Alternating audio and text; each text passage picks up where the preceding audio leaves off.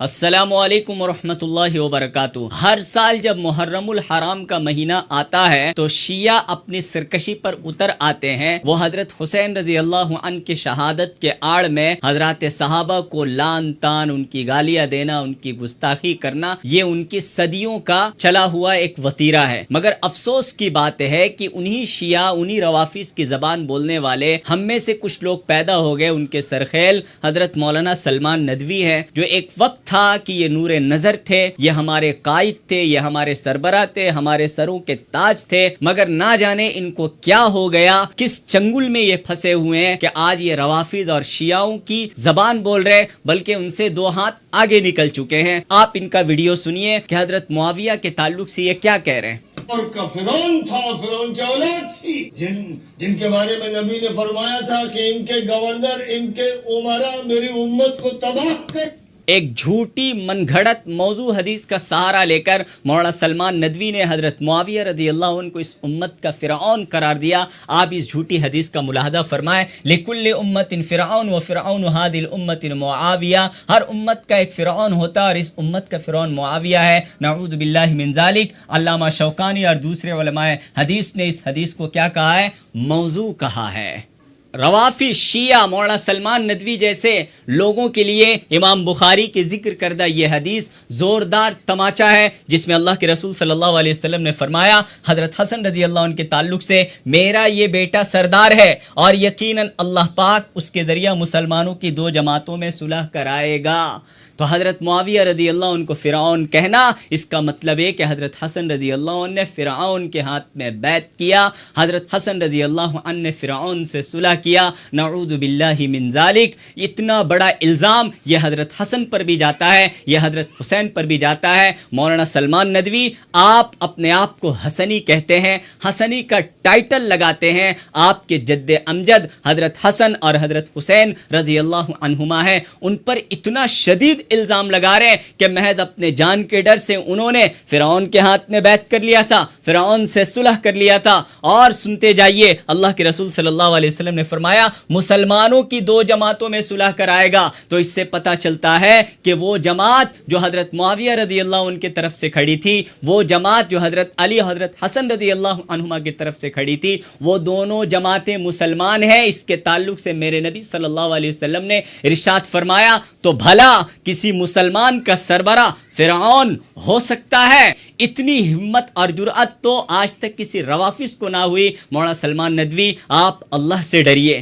یہاں میں اپنے ناظرین کو ایک بات کہتا ہوں کہ حضرت حسین رضی اللہ عنہ کا قاتل یزید ہے، عبید اللہ ابن زیاد ہے، ان پر تو لعن طعن بہت زیادہ ہوتا ہے، مگر حضرت عمر رضی اللہ عنہ کا قاتل ابو لولو فیروج، اس پر کوئی لعن طعن نہیں ہوتا، اس کے تعلق سے کوئی بکھیڑا نہیں کھڑا کیا جاتا، بلکہ اس کے مزار کو ایران میں سجا کر رکھا ہے۔ حضرت عثمان رضی اللہ عنہ کے قاتل پر کوئی بکھیڑا نہیں کھڑا کیا جاتا۔ ستم ظریفی یہ ہے کہ حضرت علی رضی اللہ عنہ کے محبت کا دم بھرنے والے، بلکہ حقیقت میں ڈرامہ کرنے والے ابن ملجم حضرت علی رضی اللہ عنہ کے قاتل پر بھی کوئی بکھیڑا اور کوئی شور اور ہنگامہ بپا نہیں کیا جاتا۔ کیوں؟ اس لیے کہ ابن ملجم نہ کوئی صحابہ کا اولاد ہے اور نہ وہ صحابی سے اس کا کوئی نسبت ہے، مگر یزید چونکہ صحابی کا اولاد ہے، اور یزید کے توسط سے صحابہ کو ٹارگٹ بنانا جو یہ شیعوں کا ایک فطرت ہے، خباثت ہے، شیعوں اور حضرات صحابہ کے تعلق سے جو بغض ہے، یہ ہمیں سمجھ میں آ رہا ہے۔ مسلمانوں کے اس کے چکر میں نہیں پڑنا چاہیے۔ بے شک یزید ملعون ہے، بے شک یزید قابل ملامت ہے کہ اس نے حضرت حسین رضی اللہ عنہ کو شہید کروایا تھا یا ان کی شہادت میں وہ ملوث تھا، اس پہ کوئی دو رائے نہیں ہے، مگر اتنا زیادہ ان کے نام پر بکھیڑا کھڑا کر کے اس طرح امت میں تفرقہ کرنا، یہ اہل سنت والجماعت کا وتیرہ نہیں ہے۔ اور چلتے چلتے میں اور ایک بات بتا دوں کہ اللہ رب العزت کا ایک نظام ہوتا ہے، خطا اور نسیان، بھول اور چوک انسانوں سے ہوتا ہے، اور اللہ رب العزت کا نظام چلتا ہے. آدم علیہ السلام سے ایک بھول ہوئی تو اللہ رب العزت نے پھر ایک دنیا میں اس دنیا کو بسایا, اس دنیا کے نظام کو چلایا. اسی طرح حضرت معاویہ رضی اللہ عنہ سے ایک اجتہادی غلطی ہوئی. حضرت معاویہ رضی اللہ عنہ نے حضرت علی رضی اللہ عنہ کے رہتے تک کبھی یہ نہیں کہا تھا کہ خلیفہ میں ہوں, میرے ہاتھ میں بیعت کرو,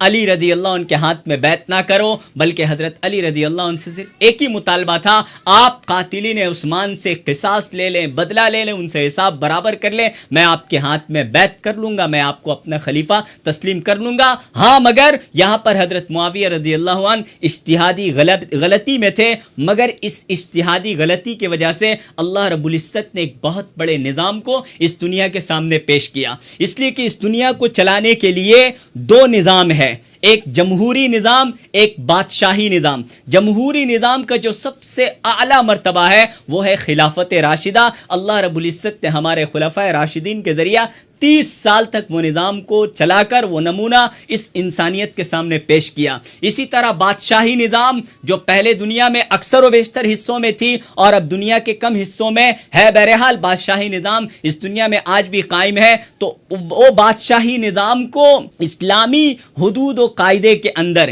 شریعت کے حد میں رہ کر کیسے چلایا جائے, وہ نمونہ اللہ رب العزت نے حضرت معاویہ رضی اللہ عنہ کے 20 سالہ حکومت کے دور میں پیش فرمایا کہ اگر کسی کو بادشاہی نظام چلانا ہو, شریعت کے حدود و قیود اور شریعت کے مسئلے کی رعایت کرتے ہوئے, تو حضرت معاویہ کی سیرت کا وہ مطالعہ کر سکتا ہے. یہ اللہ کی حکمت ہے, یہ اللہ کی حکمت کو کوئی نہیں جان سکتا ہے. بہرحال ہم اہل سنت والجماعت اس اہل تشیع سے, اس روافض سے, اس بارے میں ہم شدید مخالفت کرتے ہیں. مولانا سلمان ندوی کی سخت ترین الفاظ میں مذمت کرتے ہیں کہ کسی بھی صحابی کے تعلق سے ہم نہ زبان درازی کریں گے, نہ ان پر لان تان کریں گے, کیونکہ اللہ رب العزت نے صحابہ کے تعلق سے فرما دیا رضی اللہ عنہم ورضوا عنہ, اللہ ان سے راضی ہو گیا, وہ اللہ سے راضی ہو گیا. اور ایک جگہ اللہ نے ارشاد فرمایا وَكُلًّا وَعَدَ اللَّهُ الْحُسْنَى, وہ صحابہ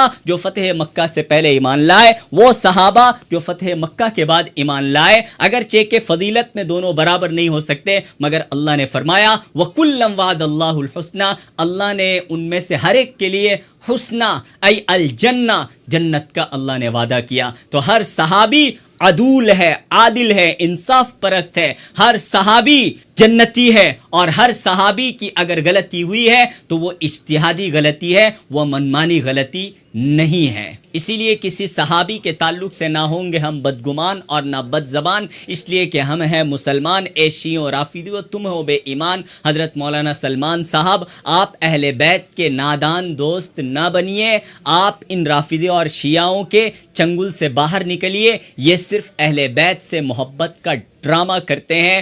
امت جو اس افتراء کو انتشار کے بھنورے میں پھنسی ہوئی ہے, آپ ان سے اس افتراء کو انتشار سے نکالیے. مزید افتراء کو انتشار کی کوشش مت کیجیے. اللہ سے ڈریے اور حضرات صحابہ کرام کی عزت و توقیر کیجیے.